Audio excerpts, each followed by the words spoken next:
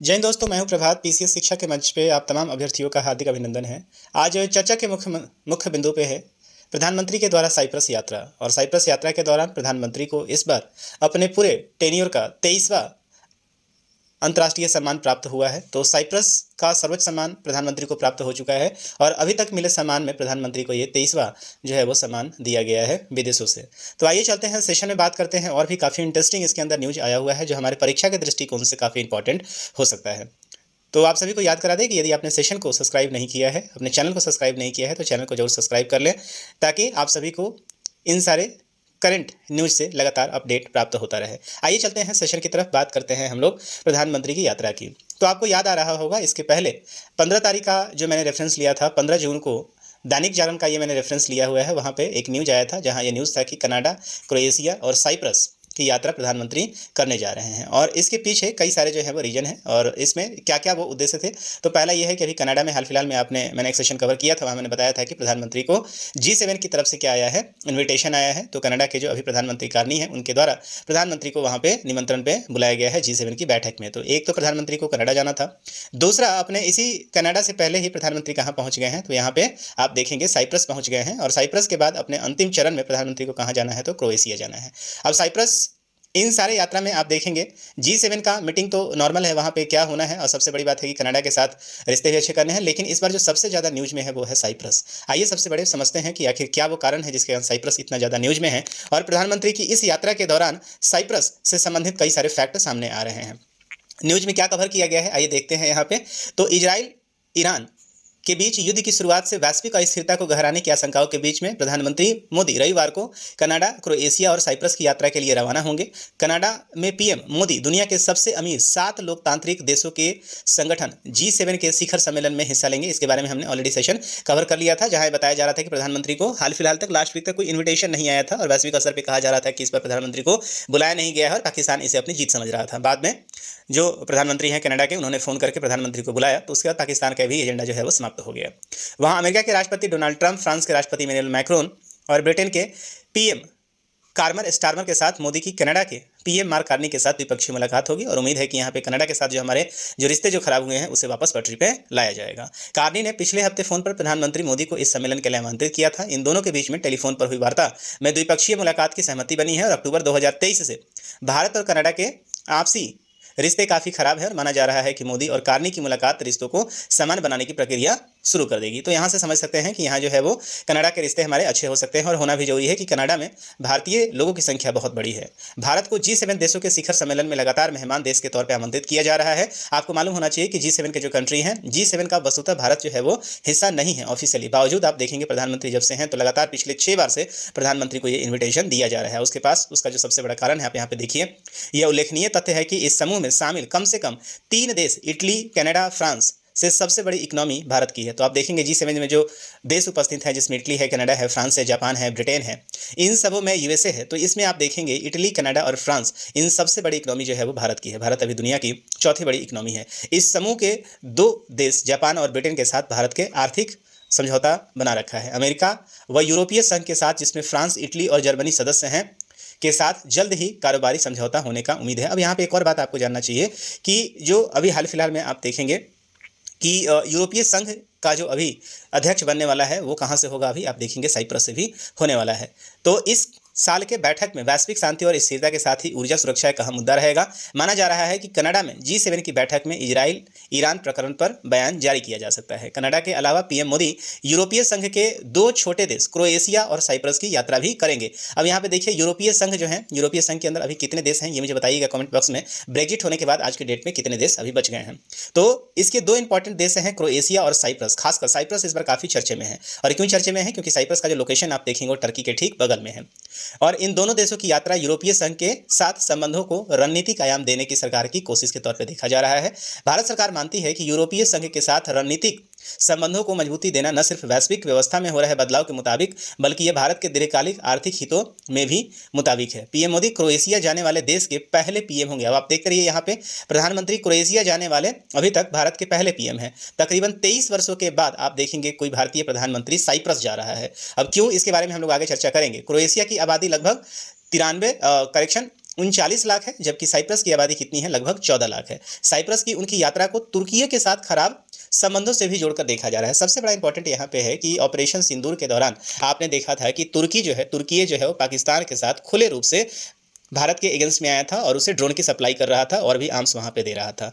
और साथ ही साथ तुर्की हमेशा ही भारत के साथ आप देखेंगे कि कश्मीर का मुद्दा हमेशा उठाता रहा है। वहीं भारत की तरफ से आप देखेंगे कि भारत जब तुर्की में भूकंप आया था तो भारत ने ऑपरेशन दोस्त चलाया था और बदले में हमें क्या मिला, ऑपरेशन दोस्त चलाने के बावजूद हमें क्या मिला, हमें मिला धोखा, जो पाकिस्तान के साथ जो है खड़ा होकर भारत के अगेंस्ट में ही आप देखेंगे कि कई सारे, और यही कारण है कि भारत अब यहाँ पे अब अपना एजेंडा शुरू कर रहा है और भारत भी अब तुर्की को उसी के जवाब में, उसी के भाषा में जवाब देने जा रहा है। और अब भारत कहाँ पहुंच गया है, साइप्रस पहुंच गया है। आगे इसके ऊपर और भी चर्चा करेंगे हम लोग। तो तुर्की और साइप्रस के बीच में अभी क्या है, बेहद ही खराब संबंध है और भारत हमेशा से ही साइप्रस के एकीकरण का समर्थक रहा है। आज जबकि तुर्की पाकिस्तान के समर्थन में खुलकर आ गया है तो देखना होगा कि साइप्रस की जपीन से पीएम मोदी साइप्रस के एकीकरण का ऐलान करते हैं या नहीं करते हैं। तो ये जो न्यूज़ है ये कब की न्यूज़ है, 15 जून की न्यूज़ है। 15 जून आप मतलब ये है कि आप देखेंगे कि रविवार के दिन जो है 15 जून को प्रधानमंत्री जो है वो निकल चुके थे।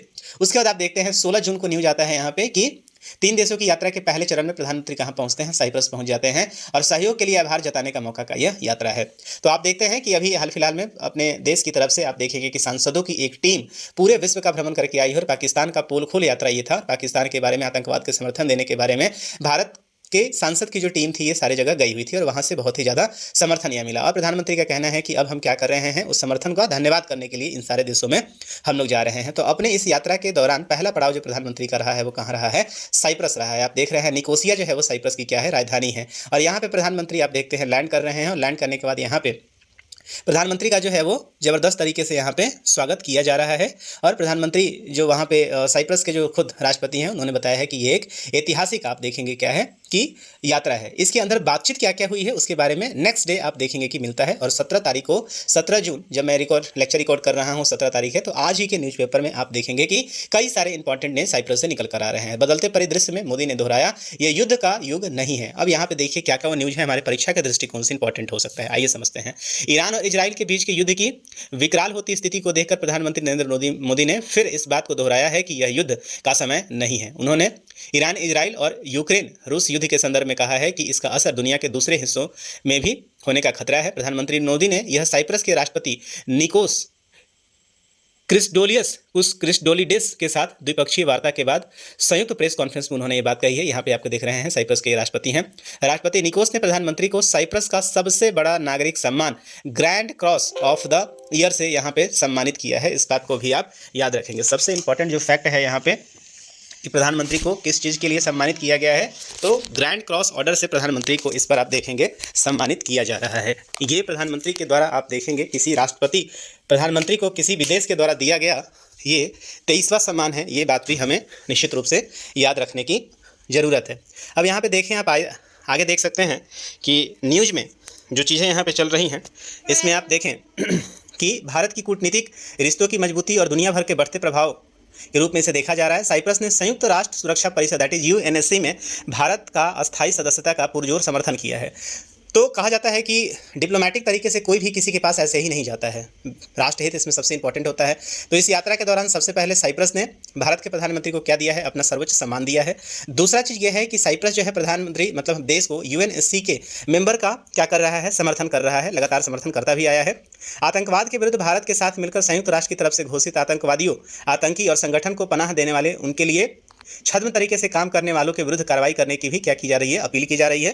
प्रधानमंत्री मोदी ने कहा है कि 2 दशक से भी लंबे अंतराल के बाद किसी भारतीय प्रधानमंत्री की यात्रा से आपसी संबंधों में एक नया अध्याय लिखने का ये स्वर्णिम अवसर है। अपनी साझेदारी को रणनीतिक दिशा के लिए हम अगले 5 वर्षों के लिए एक ठोस रोडमैप बनाएंगे। रक्षा एवं सुरक्षा सहयोग की मजबूती देने के लिए द्विपक्षीय सहयोग कार्यक्रम चलाया जाएगा। साइप्रस अगले वर्ष यूरोपीय संघ का अध्यक्ष होगा। मोस्ट ये इंपॉर्टेंट फैक्ट है। अभी आप देखिए कि भारत जो है वो अभी यूके के साथ जो है FTA फाइनल करने के रास्ते पे है। दूसरा, भारत लगातार यूरोपीय संघ के साथ आप देख रहे हैं कि अपने आर्थिक रिश्तों को मजबूत बनाने का प्रयास कर रहा है। और ऐसे में आप देखेंगे कि साइप्रस की तरफ से ही यूरोपीय यूनियन का अगला जो है वो अध्यक्ष होने वाला है। और इस वर्ष के अंत तक भारत और यूरोपीय संघ के बीच में FTA that is free trade agreement मतलब मुक्त व्यापार समझौता होने जा रहा है, मतलब इसकी संभावना है। और इसका घोषणा स्वयं प्रधानमंत्री ने सोमवार को वहां से किया है। ऐसे में इस समझौते को लागू करने में साइप्रस की जो है वो अहम भूमिका होगी। तो साइप्रस की भूमिका को आप 3 तरीके से देख सकते हैं। पहला तो आपने देखा जो हमारे करंट अफेयर्स के लिए जरूरी है साइप्रस को प्रधानमंत्री को साइप्रस का सर्वोच्च नागरिक सम्मान यहाँ पे दे दिया गया है। पहला चीज़ यहाँ पे ये देखिए। दूसरा चीज़ आप यहाँ पे देख रहे हैं कि यूरोपीय यूनियन का अध्यक्ष जो है वो साइप्रस बनने वाला है, और ऐसे में भारत जो यूरोपीय यूनियन के साथ जो है अपना FTA करने जा रहा है, उसके लिए एक इंपॉर्टेंट ये पहल हो सकता है। दूसरा यहाँ पे आप देखेंगे जो सबसे ज़्यादा करारा जवाब भारत ने दिया है वो जवाब दिया है तुर्कियों को, क्योंकि तुर्की के साथ जो है वो साइप्रस का अच्छा संबंध नहीं है। क्यों नहीं है उसके बारे में बताएंगे। तो प्रधानमंत्री मोदी ने इस यात्रा को और भी ज़्यादा अहम बना दिया है कि साइप्रस के एकीकरण के मुद्दे पर भारत का जोरदार समर्थन यहाँ पे है। देर शाम जारी संयुक्त बयान में कहा है कि भारत साइप्रस गणराज्य की आज़ादी, संप्रभुता, भौगोलिक अखंडता और एकता को अटल और सतत समर्थन देता रहेगा। इसके लिए वो किसी एक पक्ष की तरफ से मनमाने तरीके से कदम उठाए जाने पर रोक लगाने व सार्थक वार्ता का माहौल बनाए जाने का समर्थन करता है। यह बयान भारत के हितों के विरुद्ध काम करने वाले देश तुर्कियों को इशारा है। तुर्की ने वर्ष 1974 में साइप्रस के लगभग 1/3 हिस्से पर क्या किया है, कब्जा कर रखा है। और अब तुर्की जिस तरह से कश्मीर के मुद्दे पर बार बार पाकिस्तान के पक्ष में बयानबाजी करता है, उसी की भाषा में भारत ने यहाँ साइप्रस की संप्रभुता का समर्थन करता है। आइए इस चीज़ को जरा हम लोग एक मैप के माध्यम से देखते हैं। यहाँ पे एक और क्वेश्चन आप देख सकते हैं कि एक और इंपॉर्टेंट यहाँ पे फैक्ट है, पीएम मोदी को 23वां वैश्विक सम्मान दिया गया है। तो साइप्रस के प्रधानमंत्री मोदी को प्रदान किया गया यह 23वां वैश्विक सम्मान है। इसका नामकरण साइप्रस के प्रथम राष्ट्रपति आर्क बिशप माकरियस तृतीय के नाम पर रखा गया है। 140 करोड़ भारतीयों की ओर से सम्मान स्वीकार करते हुए प्रधानमंत्री ने साइप्रस के राष्ट्रपति, सरकार और लोगों के प्रति हार्दिक आभार जताया है। तो जो है वो जो सम्मान मिला है वो कौन सा सम्मान है, ये 23वां सम्मान है। इसे भी आप याद करके रखेंगे। अब यहाँ पे देखते हैं जरा मैप के माध्यम से आप देखें कि कैसे साइप्रस का जो यात्रा है भारत के लिए अत्यंत इंपॉर्टेंट है। यहाँ पर वर्ल्ड मैप में आप देख सकते हैं यूरोपियन यूनियन का जो हिस्सा कौन है, साइप्रस है। और साइप्रस लोकेटेड कहाँ है आप देखेंगे, ठीक टर्की के जो है वो दक्षिण में आप देख रहे हैं साइप्रस लोकेटेड है। एक्चुअली साइप्रस को जो आज़ादी मिली थी वो यूके से आज़ादी मिली थी, लगभग 1965 के आसपास आप देखेंगे यहाँ पे आज़ादी मिली थी। और टर्की जो है इसका आप देखेंगे कि ये वाला हिस्सा जो आप देख रहे हैं, टर्की ने सन 1974 में ही क्या किया था, साइप्रस का ये वाला हिस्सा जो है वो अवैध रूप से कब्जा रखा है, जिसका साइप्रस लगातार जो है वो विरोध करता रहा है और अपनी ज़मीन को वापस मांगता रहा है। लेकिन अभी तक टर्की ने जो है अपने इस हिस्से को हथिया रखा है। और जिस तरह से भारत के मुद्दे में लगातार आप देखेंगे कि टर्की हस्तक्षेप करता है, अपने आप को खलीफा मानता है, और मुस्लिम समाज को आप देखेंगे कि सबसे बड़ा जो है ना अपना बड़ा पद मानता है, और वो जहाँ जहाँ मुस्लिम की बात होती है वहाँ पहुँच जाता है। और उसी तरीके से भारत ने भी अब यहाँ पे क्या किया है कि भारत अब इसके धरती पे भारत क्रोएशिया लैंड कर रहा है, साइप्रस यहाँ पे भारत लैंड किया है। और भारत बाकायदा इस प्रधानमंत्री यहाँ पे आए हैं, और यहाँ पे कई सारे जो फोटो हैं से वायरल हो रहे हैं, जहाँ प्रधानमंत्री को दिखाया जा रहा है कि ये पूरा जो एरिया है वो क्या किया है, टर्की ने जो है वो हथियार रखा है। आने वाले समय में जब ये सेशन में लेक्चर कवर कर रहा हूँ, आने वाले समय में ये संभव है कि भारत क्रोएशिया को कई सारे ऐसे वेपन दे सकता है, संभव है कि भारत क्रोएशिया को ब्रह्मोस भी दे दे। तो इस बात का एहसास होगा टर्की को कि भारत के साथ आप उलझना जो है वो कितना महंगा साबित हो सकता है। तो अभी तक जो न्यूज़ आई है उस न्यूज़ में इस बात को स्पष्ट किया गया है कि क्रोएशिया का जो ये पूरा का पूरा साइप्रस का जो पूरा का पूरा यात्रा है, उस यात्रा का उद्देश्य भारत का जो है वो निश्चित रूप से यहाँ पे समझ में आ रहा है। पहला तो ये है कि साइप्रस जो है यूरोपियन यूनियन का भी अध्यक्ष बनने जा रहा है। दूसरा ये है कि सबसे इंपॉर्टेंट ये है कि जिस तरीके से टर्की भारत के कश्मीर वाले हिस्से में हस्तक्षेप करता है, ऑपरेशन सिंदूर के दौरान भारत को इसने धोखा दिया है, और उसी के कारण आप देखेंगे प्रधानमंत्री जो है साइप्रस लैंड किए हैं। 23 वर्षों के बाद आप देखेंगे कोई भारतीय प्रधानमंत्री साइप्रस लैंड किया है, और भारत ने अपनी स्पष्टता से अपनी बातों को यहाँ पे रख दिया है और कहा है कि भारत इनके एकीकरण के पक्ष में है। मतलब कहने का मतलब यह है कि टर्की को ये जो एरिया है वो साइप्रस को लौटा देना चाहिए। आगे आगे देखेंगे कि इसके अंदर कैसा डेवलपमेंट होता है, उसे आगे के सेशन में हम कवर करते रहेंगे। मुझे उम्मीद है कि पूरा का पूरा ये जियो पॉलिटिक्स से आपको ये समझ में आया होगा, और इसके आगे जब प्रधानमंत्री आगे क्रोएशिया जब जाएंगे तो उसके बारे में जो भी कुछ अच्छे न्यूज़ आएंगे वो हम आप तक लेकर आएंगे। तो मुझे उम्मीद है कि ये पूरा सेशन आपको अच्छा लगा होगा। यदि ये सेशन आपको अच्छा लगा है तो निश्चित रूप से आप अपने दोस्तों के बीच में भी शेयर करें और चैनल को भी जरूर सब्सक्राइब कर लें। तो आज के सेशन में इतना ही, मिलेंगे हम आपसे अगले सेशन में। तब तक दीजिए मुझे इजाज़त। साइनिंग ऑफ, दिस इज प्रभात। जय हिंद।